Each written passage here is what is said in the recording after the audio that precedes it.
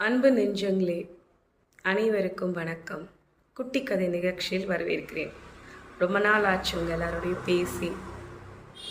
ஒரு ஊரில் ஒரு சிங்கம் இருந்துதான். அது காட்டுக்கு ராஜா இல்லைங்களா. அப்பப்போ சாப்பிட்டு சதையை மட்டும் சாப்பிட்டு மிச்சம் இருக்க அந்த தோல் கீழெல்லாம் அப்படியே ஓரமாகவே அதோடைய குகையில் போட்டு வச்சுருந்ததான். ஒரே நாளாக நாற்று அடிச்சிச்சான். என்ன இது ஒரே நாற்று அடிக்குது, சரி இது யாரையா கூப்பிட்டு என்னன்னு பார்ப்போம் அப்படின்னு சொல்லிட்டு வேங்கையை கூப்பிட்டுச்சான். இங்கே பாரு, இங்கே வந்து பாரு, ராஜாவோட இடம் எப்படி இருக்கும், கொஞ்சம் வந்து பாரு, சுற்றி முற்றி பாரு அப்படின்ச்சான். உடனே வேங்கை வந்து உள்ளே சுற்றி கித்தி பார்த்துட்டு, ஒரே நாற்று அடிக்குது ராஜா அப்படின்ச்சான்.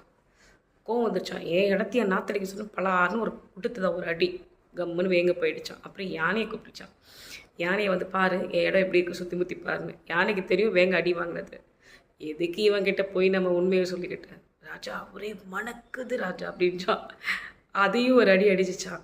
இது மணக்குதா, நாற்று அடிக்குது என்னால் தாங்க முடியாது, உன்னை கூப்பிட்டா மணக்குதுன்னு சொல்கிறேன் அடி அடிச்சிச்சான். யானையும் அடி வாங்கின்னு போயிடுச்சா. நரி வந்துச்சா. நரியை கூப்பிட்டீங்க, வா வா வா, என்னன்னு வந்து பாரு, ராஜாவோட இடம் எப்படி இருக்குன்னு பாருன்னு. நரிக்கு எல்லாமே தெரியும். வேங்க அடி வாங்கணும் தெரியும், யானை அடி வாங்கணும் தெரியும். டீ சுற்றி வந்துட்டு, ராஜா எனக்கு ஒரு வாரமாக ஜலதோஷம் ராஜா, மூக்கடைச்சின்னு இருக்குது, வாசனை இருக்கா இல்லை நாத்தடிக்குதான் தெரியல ராஜா அப்படின்ச்சான். இது எதுக்காக இந்த கதை அப்படின்னா, சமுதாயத்தில் நிறைய பேர் இப்படி தான் இருக்கிறாங்க. வீட்டில் வந்து கணவன்மார்கள் மனைவிக்கிட்டேயும் சரி, ஆஃபீஸில் வேலை பார்க்குற ஸ்டாஃபும் சரி, குழந்தைங்க ஹோம்ஒர்க் பண்ணணுனாலும் சரி, எப்படி கழுவுற மீனில் நழுவுற மீனாக இருக்கணும்னு தான் இருக்கிறாங்க.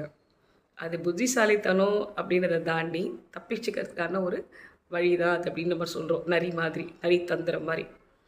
செய்கிற வேலையை நம்ம ஒழுங்காக செஞ்சுட்டா அங்கே பிரச்சனையே இல்லை. ஆனால் ஒழுங்காக செஞ்சாலும் குறை சொல்கிறவங்க கிட்ட எதையுமே நம்ம என்ன பண்ண முடியாது, சரின்னு எதிர்பார்க்க முடியாது.